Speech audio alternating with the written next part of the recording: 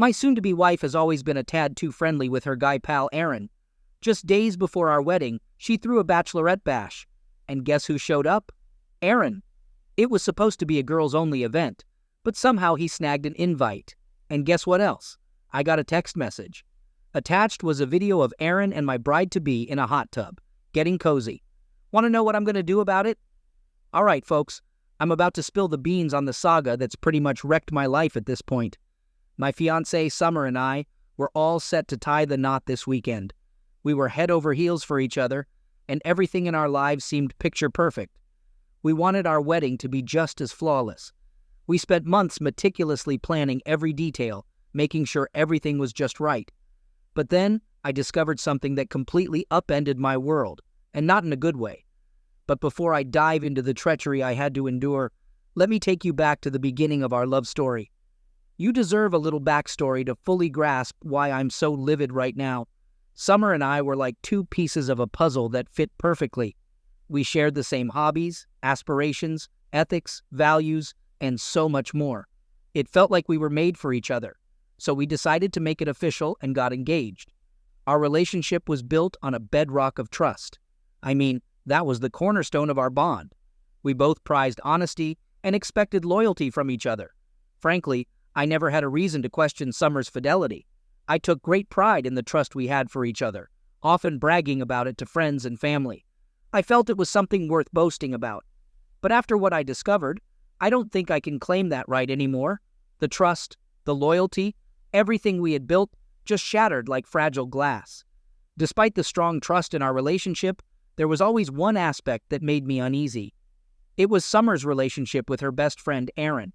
They've been inseparable since they were kids, around 5 years old. So I get why they're so tight-knit, but their closeness always bothered me. I believe that once you're engaged or married, there should be certain boundaries in place when it comes to close friends of the opposite sex. I understand they share a lot of history, and their bond is purely platonic. But my discomfort was always dismissed as me being insecure about our relationship. I was totally confident in our relationship. Initially, I tried to downplay my discomfort, acting as if it didn't bother me as much as it did. I didn't want to be seen as the guy who couldn't handle his girl having male friends. So, I chose to trust Summer and respect her friendship. But as our relationship progressed, this nagging feeling inside me, the kind that makes your stomach churn, just wouldn't fade away, no matter how hard I tried to ignore it. There were moments when I couldn't overlook it, so I decided to have a conversation with Summer about it. I wanted to be open and honest about my feelings because I believed she deserved to know what was going on in my mind. But somehow, she always dismissed my concerns, claiming I was overthinking things. She insisted they were just close friends and reassured me that I had nothing to worry about. She said she saw Aaron as a brother, nothing more. But I couldn't shake the feeling that she wasn't being entirely truthful. Or perhaps that's just my hindsight talking, now that I'm privy to the whole truth. But back then, I chose to let it slide, believing she wouldn't deceive me, especially since she knew how I felt about the whole situation. So, we continued with our lives. Our relationship was rock solid, and I didn't want any hiccups to disrupt that. She brought so much joy into my life. She made me feel like happiness was within reach, you know? Life isn't just about existing, it's about finding joy, too.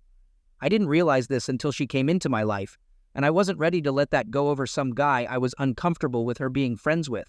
Honestly, our friends often looked to us for relationship advice. They admired our seemingly flawless relationship and were always curious about our secret.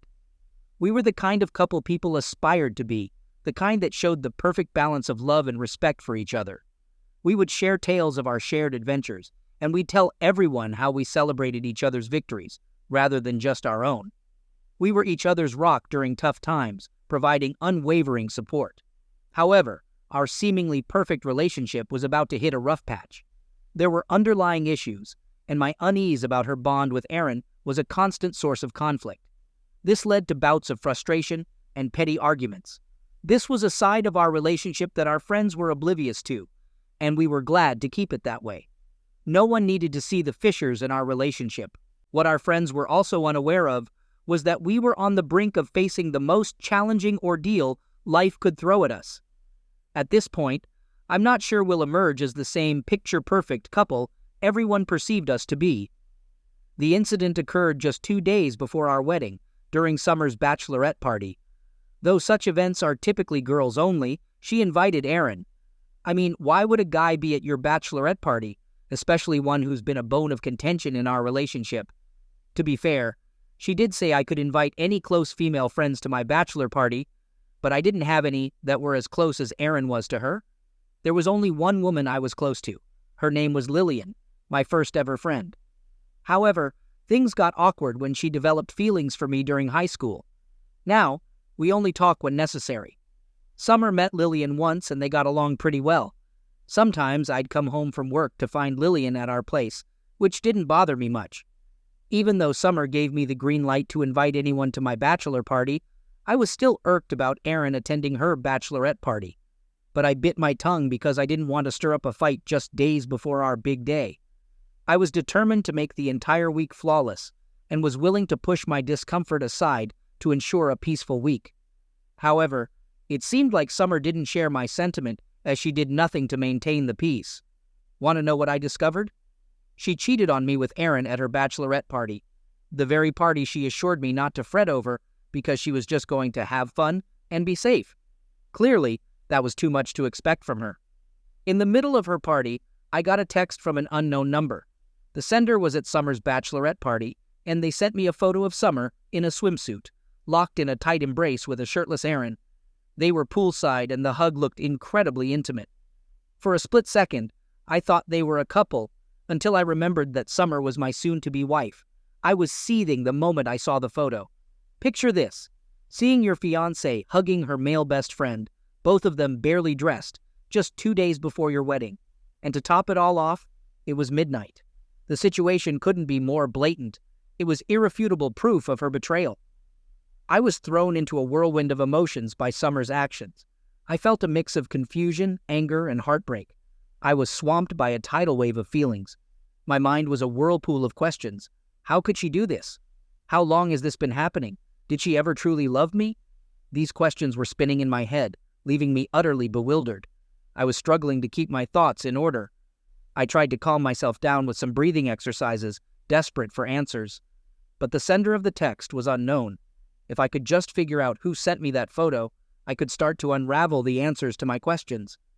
But I was in the dark about who sent it. The number was unfamiliar, one I'd never encountered before. I tried to inquire who it was, thinking perhaps it was someone I knew who'd switched numbers and forgotten to inform me. That sort of thing happens, right? But when I asked the sender to identify themselves, they brushed me off, telling me to focus on the treachery at hand from my soon-to-be wife. And boy, did I focus. I spent the entire night meticulously plotting my revenge on Summer. Now I know what you're probably thinking. It's not exactly a normal reaction to immediately start scheming revenge when you discover your fiancé's infidelity. But for me, her actions were a profound betrayal of my trust, something I couldn't just let slide. I also knew that confronting her directly would likely lead to a heated argument, filled with excuses and justifications that I knew would be nothing more than lies. No one just casually hugs a friend like that, especially not in such an intimate setting. But I knew Summer would likely dismiss my concerns, claiming I was overreacting to a brief video clip. If I know her well, she'd likely advise me to keep a level head and not let my feelings get the best of me. Honestly, that's a bit of a bummer. I mean, when I discover her infidelity, I want to react with my heart as much as with my head. So, I came up with this whole scheme to regain some control over the situation and make it clear to everyone that I'm not a pushover. I refused to be the casualty of such a disrespectful act. In my mind, I was already on the path to finding closure and reclaiming my dignity. At first, I thought I'd keep my plan simple, just expose her for coming between me and leaking private photos and all. But then it hit me that it might not be enough to quench my thirst for justice. I wanted her to feel the same level of betrayal and pain that I did, even if it meant going a bit overboard. I'm prepared to go that far. I knew I couldn't orchestrate this alone, particularly because my plan required another person's involvement, someone I knew who could lend a hand. So, the next morning, I rang up Lily. We hadn't spoken in a while, but when I spilled the beans about everything that had happened, she was just as taken aback. After all, no one saw this coming from Summer. Lillian was taken aback when she discovered the turmoil brewing in what seemed like a picture-perfect relationship.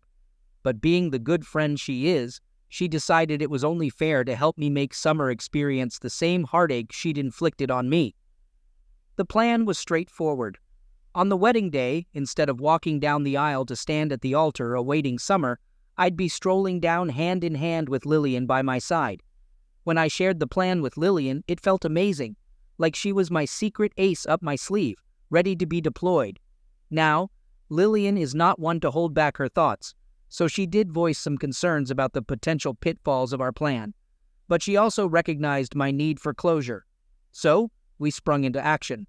The following morning was dedicated to brainstorming and strategizing to ensure our plan wouldn't backfire.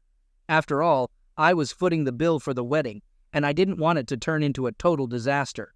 I just wanted people to understand what Summer had done, and to realize that I wasn't the villain here. All right, fast forward to the wedding day, and it was a whirlwind of emotions. Picture this.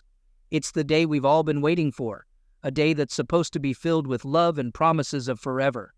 Everyone's buzzing with anticipation, waiting for my grand entrance. But then, plot twist, I walk in with another woman on my arm. Lillian, to be exact. Talk about a jaw-dropper. The music came to a screeching halt, and the room fell into a stunned silence. All eyes were glued on me, and I could practically hear everyone's thoughts screaming, "What on earth is happening?" I saw Summer rush out to the aisle, her dress billowing behind her like a scene straight out of a dramatic film, her expression shifting from confusion to sheer shock. Honestly, watching her heart shatter was tougher than I'd anticipated. I thought it would bring me relief, but it was far from easy. A part of me felt guilty for causing her such pain. I mean, there was no denying that our actions had turned her world upside down, but at the same time, it was hard not to feel vindicated for the emotional turmoil I'd been grappling with. But hey, let's be real. Summer's actions wounded me, and it's tough to stay level-headed when you feel so betrayed. I suppose it's all part of the tangled web that is relationships. Update. First things first, let's discuss the fallout of my plan and Summer's reaction. Even though I compared it to a movie scene, the reactions from our families and friends were far more intense. As she stood there in the middle of the aisle, I could practically see the shock ripple from one person to the next. The gasps, the murmurs, it was all so palpable. Everyone was utterly stunned by what had transpired. One person even suggested that I'd lost my mind and needed to be committed to a mental institution. I didn't take that person's comment to heart, though, because she's very close to Summer, so I understood her perspective. Fast forward to the showdown and face-off between Summer and me. It felt like I was a ticking time bomb, just waiting to go off. All right, if you catch my drift. She barged into my apartment, her eyes a fiery red. It was evident she'd been shedding tears. And while I felt a pang of guilt for being the cause of her tears, I still had feelings for her, I couldn't just sit back and let her trample all over me, right? Summer began labeling me a heartless beast, insisting that I was the one with issues and that I should have communicated if something was troubling me. But here's the kicker. I tried to have that conversation with her multiple times, expressing my concerns, and each time she brushed me off. This is the consequence of her not taking my worries seriously. When I was striving to mend our relationship, she was out there partying, getting all cozy with her so-called best friend Aaron, while they were practically undressed. So, no, I don't feel that guilty anymore because, frankly, she had it coming. At one point, the argument escalated to such a degree that she hurled a lamp at my head. Who does that? I was taken aback because I never pegged her as the violent type. But she essentially proved me wrong at that moment. Things got really intense, so I gave her an ultimatum. Either she could stop throwing a tantrum and we could sleep in separate rooms, or she could hit the road. This lady had the audacity to laugh in my face and storm out, slamming the door behind her, probably running back to that sleazeball, Aaron. I didn't hear a peep from her all night, and deep down, I couldn't help but question if Summer was genuinely in denial. All right, I get it. Maybe she didn't harbor romantic feelings for him, but it was glaringly obvious that Aaron was smitten with her from the start, especially given how handsy he was around her all the time. So how could she dismiss everything in a heartbeat? I even have footage of them in a rather intimate hug, sent by an anonymous source, and she still wouldn't admit to her infidelity. It felt like I was grasping at straws at this point, because there was no way we could revert to our old selves. I had to confront the bitter truth that our relationship had morphed into this pit of insecurity, anger, pain, and distrust, and I had to face the harsh reality that perhaps she wasn't destined to be mine. That doesn't mean I can't make her feel lousy, though, because she shattered me. I spent that night drowning my sorrows in alcohol, ignoring calls from everyone, and essentially disappearing off the grid. For a moment, I felt a sense of relief. It was as if I was enveloped in a protective bubble, immune to any further harm. I'm at a loss for what to do next since Summer hasn't returned home, even after a couple of days. She hasn't even come by to collect her belongings if she's staying elsewhere. For the time being, I'm laying low, avoiding everyone, and pretending I've vanished off the face of the earth because I just don't have the mental stamina to deal with people right now. Update 2. I'm back with another update because, let's face it, my life never seems to run smoothly, does it? After the massive blowout with Summer, she didn't show up at our shared home for nearly a week. I'm not exactly sure, but it's been around 5 or 6 days. Instead of her, the main antagonist of this saga, Aaron, decided to drop by. Honestly, when I opened the door to him, I braced myself for a heated and potentially violent exchange, so I invited him in, not wanting to disturb my neighbors. Our conversation started off surprisingly calm and civil. He attempted to present Summer's perspective, claiming that I was misinterpreting the whole situation. However, it felt like he was minimizing my feelings, refusing to acknowledge the video I'd seen, which suggested their interaction was more than just a friendly hug. Even though I should probably be thankful to him, when I mentioned the video, he didn't immediately blow up at me. Instead, he tried to downplay it, suggesting that I was making a mountain out of a molehill, that I was only scratching the surface, and that nothing untoward was happening. They were just two friends sharing a hug because one of them was about to get married, and Aaron was simply expressing his happiness for her. However, when he started sticking up for Summer, that's when things started to spiral. My emotions were all over the place. On one hand, I was trying to see things from their perspective, but on the other hand, why was he so fiercely defending her? Just looking at him stirred up all my pent-up anger and pain, bringing them to the surface. It felt like I was standing on a volcano on the verge of eruption. From his viewpoint, I had overreacted, but from mine, I had done exactly what was necessary. I had no intention of backtracking on my original plan. I wasn't about to apologize for actions I was compelled to take due to the circumstances. When I laid it all out for him, our conversation spiraled into a heated argument.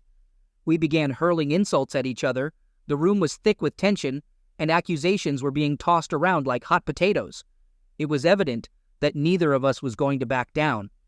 It took a punch to my face and a retaliatory one to his for us to finally grasp that our so-called civil conversation had spiraled out of control. We decided to call it quits, and I asked him to leave. As if that wasn't enough, my best friend Jack, who had been my rock through thick and thin, sent me a message expressing his disappointment. I was taken aback that he couldn't comprehend why I had escalated things to this level, even after I had sent him a detailed text explaining the whole situation and my feelings about it. It stung that he couldn't grasp why I had crossed certain boundaries. But what really got to me was his apparent unwillingness to stand by me. I had counted on him to understand me, so his reaction was a tough pill to swallow. Now, I'm at a loss about what to do next, as it feels like my world is falling apart. But the tables were meant to turn, right? So I can either pull myself together and get my life back on track, or I can continue to make Summer's life a living hell. Update. I'm back with yet another update on my wedding day saga, because for some reason, it just keeps taking unexpected twists and turns.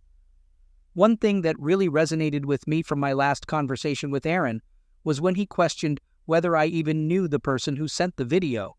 He pointed out that it seemed like a crucial detail and that I shouldn't make such a monumental decision based on a video sent by an anonymous person. His point hit home, honestly. I mean, yeah, I see where he's coming from. And I started feeling a pang of guilt for the pandemonium I'd unleashed. So, armed with determination and a bag of Cheetos, I decided to embark on a digital quest to uncover the identity of the mysterious text sender.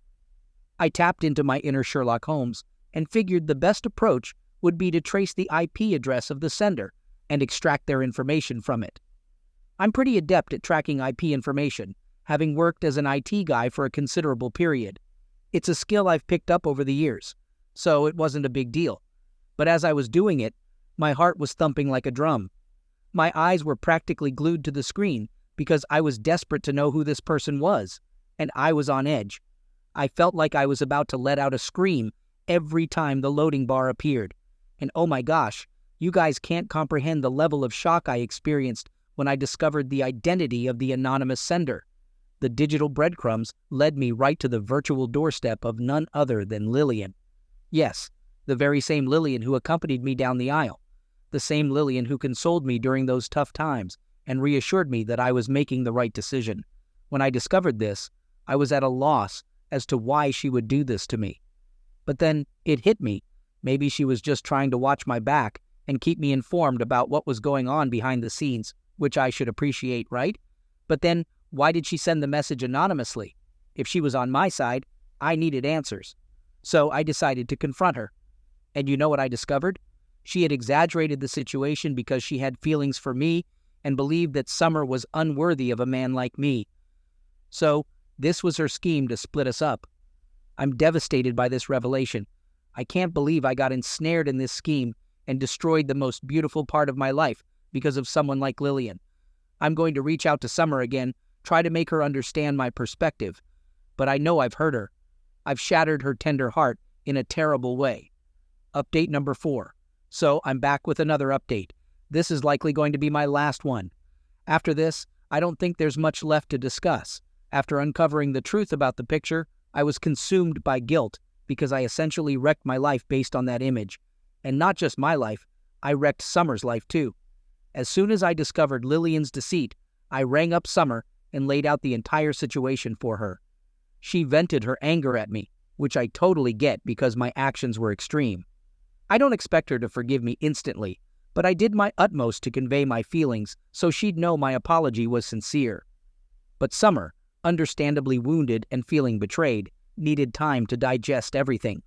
She told me that what I did was hard to forgive because it had crushed her self-esteem and trust in me, and those aren't things you can mend easily. However, I was prepared to do whatever it took. Aaron and Jake both had a chat with me about the whole situation. The conversation with Jake was relatively peaceful, and even though he scolded me for my foolishness, it didn't escalate like it did with Aaron. Aaron, on the other hand, was livid. He stormed into my place, yelling at me, hurling all sorts of insults, and even managed to land a punch on my face. I accepted it all without protest, because I knew I had it coming. I pleaded with him to assist me in regaining Summer's trust. I implored him, but he just sneered at me, stating that I'd screwed up too much for him to lend a hand now. While I was anxiously awaiting Summer's decision after our phone conversation, I knew I had to face Lillian. I'd let her off the hook too easily, and I couldn't let her manipulative behavior slide. I hunted her down like a detective and confronted her, pouring out all my pent-up anger and disappointment. I made it clear that her self-centered actions had inflicted tremendous pain and chaos in my life and threatened the joy I'd found with Summer. But it seemed like she was unfazed, as she was still trying to persuade me to date her instead, claiming she could, quote, bring me more happiness than Summer ever could. I was so infuriated by her audacity that I didn't trust myself not to harm her, so I walked away. Now, all I can do is hope that Summer can find it in her heart to forgive my rash actions.